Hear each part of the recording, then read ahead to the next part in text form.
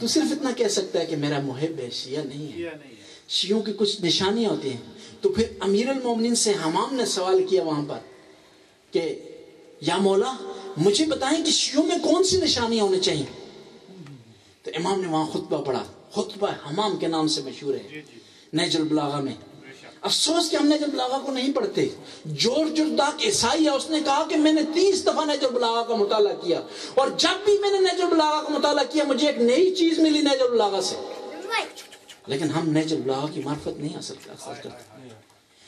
علی نقن صاحب نے ایک کانفرنس مقرر کی وہاں پر انڈیا میں قرآن سے متعلق، کہ قرآن کے مقابلے کی کتاب نہیں ہے کوئی۔ تو ایک عیسائی رائٹر اس میں آیا، ایک صلوات پڑھیں۔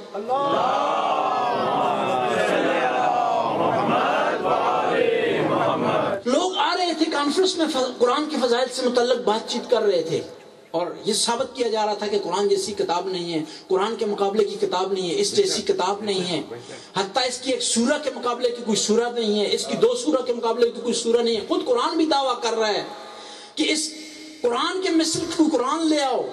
اگر خود قرآن جیسا قرآن نہیں لا سکتے تو کم از کم اس جیسی 10 سورہ لے آؤ۔ تو 10 سورہ بھی اگر نہیں لا سکتے، قرآن کی سورت جیسی ایک سورہ لے آؤ، کوئی نہ لا سکا۔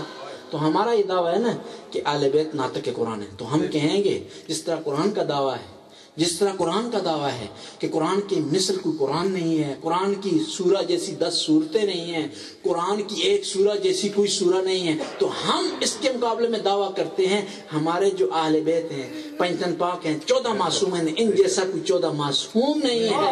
اگر 14 کے برابر نہیں لا سکتے تو کم از کم 5 کے برابر لاؤ، 5 کے برابر نہیں لا سکتے تو صرف علی مرتضیٰ شیر خدا جیسا کوئی لاؤ۔ سقیفہ بنانا تو آسان ہے، لیکن شیر خدا لانا مشکل ہے۔ غدیر کو ٹھکرانا تو آسان ہے، لیکن علم کے سمندر بہانا مشکل ہے۔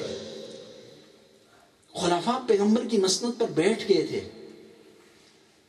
اور لوگوں کو وہی توقعات ان سے تھی جو پیغمبر سے تھی، لیکن بجا نہیں لا سکتے تھے۔ قادسیہ کے مقام پر حضرت عمر کو یہ مسئلہ پیش آیا کہ لوگ آ کر مختلف سوال کر رہے ہیں، تو حضرت عمر نے تقریر کی، پوری تقریر کی، آ کر کہا کہ آپ نے کیا مذاق بن رہا ہے، فقہ بھی پوچھنی ہے میرے سے پوچھ رہے ہیں، عرفان بھی مجھ سے پوچھ رہے ہیں، قرآن بھی مجھ سے پوچھ رہے ہیں، تفسیر بھی مجھ سے پوچھ رہے ہیں، اس کے بعد خبردار میرے پاس کوئی آئے، اگر علم حاصل کرنا ہے تو ابی، قرآن کا علم حاصل کرنا ہے تو ابی ابن کعب کے پاس جاؤ، اور اگر فقہ سیکھنی ہے عبداللہ بن عباس کے پاس جاؤ، اور اس کے بعد دوسرے مسائل اگر سیکھنے ہیں تو زید بن ثابت کے پاس جاؤ۔ میں تمہارا صرف خازن ہوں، میں تمہارا منشی ہوں، میرے پاس نہ ہو، میں پیغمبر کی مسند پر بیٹھ کے ہوں لیکن پیغمبر جیسا نہیں ہوں، کیونکہ پیغمبر کی مسند پر بیٹھ کر پیغمبر کا حق وہی ادا کر سکتا ہے جو پیغمبر جیسا ہو، جو نفس رسول ہو، رسول کی جان ہو۔ میں عرض کر رہا تھا نقن صاحب نے کانفرنس منعقد کی وہاں پر انڈیا میں قرآن سے متعلق، تو ایک عیسائی رائٹر وہاں پر آیا، اس نے آپ قرآن کی بات کر رہے ہیں، قرآن جیسا قرآن لانا تو دور کی بات ہے، جو چھوٹا قرآن ہے، جو دوسرے درجے کا قرآن ہے نہج البلاغہ، اس جیسی کتاب کوئی نہیں لا سکتا، قرآن تو لانا دور کی بات ہے۔ امام کا آخری جملہ پڑھتے ہیں اور آگے بڑھاتے ہیں، صلوات پڑھیں۔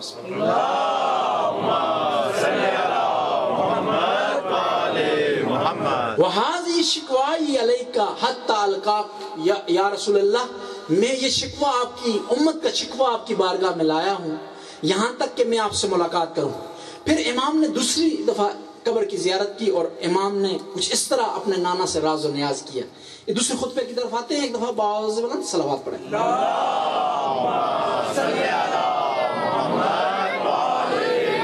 یہاں پیغمبر کا نواسا رسول اللہ کی قبر پر حاضر ہو رہا ہے، لیکن مخاطب خدا سے ہو رہا ہے، خدا سے ناز و نیاز کر رہے ہیں۔ اور امام حسین کی خصوصیت ہے کہ جہاں کہیں بھی گئے اور اپنے مشن کو دعاؤں سے، امام نے دعاؤں اور خدا سے راز و نیاز سے اپنے مشن کا ابتدا کیے۔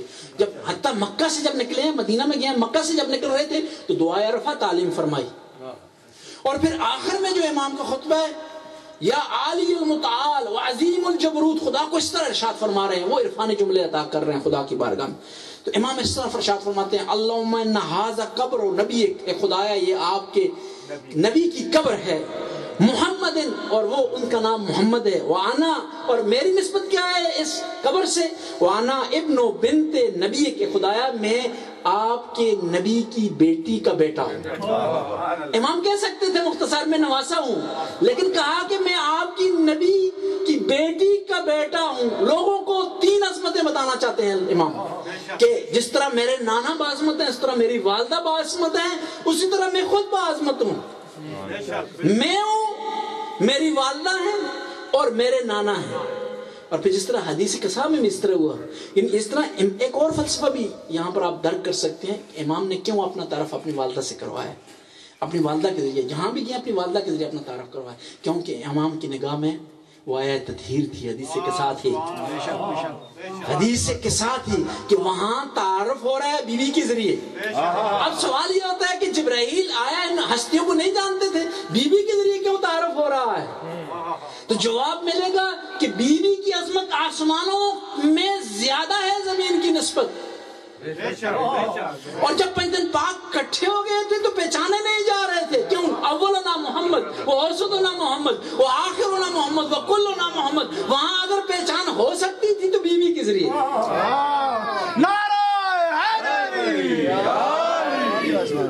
وقد حذرنی من الامر، وقد حذرنی من الامر، یا اللہ مجھے مشکل پیش آ گئی ہے۔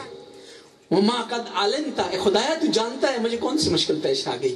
مجھے اپنی ذات کی مشکل پیش نہیں آئی، مجھے اپنے مال و منع کی مشکل پیش نہیں آئی، مجھے اپنے گھر کی مشکل پیش نہیں آئی۔ ہمارے ساتھ جب مشکل ہوتی ہے نا تو ہم مشکل کو اس انداز میں لیتے ہیں کہ کسی کا بچہ بیمار ہو گیا تو اس کو مشکل سمجھتے ہیں، کسی کے ہاں پیسے ضائع ہو گئے کسی اس کو مشکل سمجھ آتا ہے، کوئی امتحان میں رہ جائے تو مشکل سمجھ جا رہی ہے۔ امام حسین دین پر آنے والی مشکل کو مشکل سمجھ رہے ہیں، اپنی مشکل کو مشکل نہیں سمجھ رہے۔ دیکھیں ایک فقہی مسئلہ ہے، اگر تھک نہیں رہے تو سوال پڑھیں۔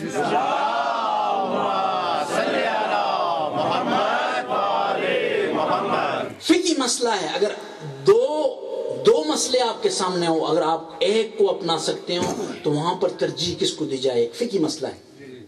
شریعت کہتی ہے، اگر مثال دیتا ہوں آسان سی مثال، کہ دو چیزیں دریا میں ڈوب رہی ہیں، آپ ایک کو بچا سکتے ہیں، اور اسلام انسانیت کا درس دیتا ہے، حتیٰ انسانیت عبادت سے بالاتر ہے۔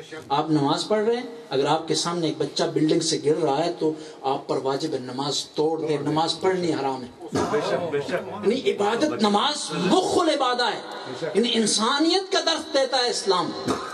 اور آپ کی نماز کی وجہ سے اگر کسی کی نیند مخل ہوتی ہے تو نماز آپ کی وہاں پڑھنی جائز نہیں ہے، راستے میں نماز پڑھنی جائز نہیں ہے، کیونکہ لوگوں کے آنے جانے میں خلل پیدا ہوتا ہے اس سے۔ یعنی اسلام انسانیت پہلے ہے، عبادت بعد میں۔ عبادت ہوتی انسانیت سکھانے کے لیے، اگر عبادت میں انسانیت نہ ہو تو وہ عبادت نہیں۔ ایک شرعی مسئلہ پیش کرتا ہوں اور پھر امام حسین کی مشن پر اس شرعی مسئلے کا اختتام کرتے ہیں۔ آپ اگر کہیں آپ مشغول عمل ہیں، کہیں کھڑے ہیں، دو چیزیں ڈوب رہی ہیں، ایک کو آپ بچا سکتے ہیں، ان میں سے ایک جاندار ہے ایک بے جان ہے، تو شریعت کہتی ہے جاندار کو آپ بچا لیں، کیونکہ ایک کو بچا سکتے ہیں۔ اور پھر جاندار میں حلال گوشت ہے اور حرام گوشت، شریعت کہتی ہے کہ حلال گوشت کو بچایا جائے، کیونکہ ایک کو آپ بچا سکتے ہیں، دو کو بچا نہیں سکتے، دو کو بچائیں گے تو دونوں ضائع ہو جائیں گی۔ پھر یہ حکم ہے کہ وہاں حلال گوشت ہے اور اس کے مقابلے میں ایک جو ڈوب رہا ہے انسان ہے، حکم ہے انسان کو بچایا جائے۔ اور انسان میں ایک عالم ہے اور غیر عالم ہے، ایک وہ جو ملک کی خدمت کر سکتا ہے، قوم کی خدمت کر سکتا ہے، معاشرے کی خدمت کر سکتا ہے، تو اس کو برتری حاصل ہے جو قوم کی خدمت کر رہا ہے، جو انسانیت کی خدمت کر رہا ہے، جو معاشرے کی خدمت کر رہا ہے، معاشرے کو برائیوں سے بچا رہا ہے۔ پھر یہ ہے کہ دونوں عالم ہیں، دونوں متقی ہیں، تو یہ کہا جاتا ہے ان میں کسی لحاظ سے کوئی ایک بالاتر ہے تو اس کو بچایا جائے، دوسرے کو چھوڑ دیا جائے۔ امام حسین کے سامنے دو چیزیں تھیں، یا اپنے آپ کو بچائیں یا دین کو بچائیں، یا اپنے آپ کو بچائیں یا دین کو بچائیں، یا اپنے بچوں کو بچائیں یا دین کو بچائیں، یا سکینہ کو بچائیں یا دین کو بچائیں، یا علی اصغر کو بچائیں یا دین کو بچائیں، عباس کے بازوؤں کو بچائیں یا دین کو بچائیں۔ امام حسین نے دین کو بچایا، عباس کے بازوؤں کو قربان کر دیا۔ امام حسین نے دین کو بچایا، علی اصغر کو قربان کر دیا۔ امام حسین نے دین کو بچایا، شہزادہ قاسم کے ٹکڑے کروا دیے۔ یہ ہے حسین۔ کون سے حسین؟ امام حسین کا ہم ذکر کر رہے ہیں۔ آج 2 محرم ہے یا 1 محرم ہے، لیکن دیکھنا ہم نے یہ کہ امام حسین اس وقت کہاں ہے۔ امام حسین اس وقت دین کو بچانے میں کیا کر رہے ہیں؟ امام حسین دین کے لیے کون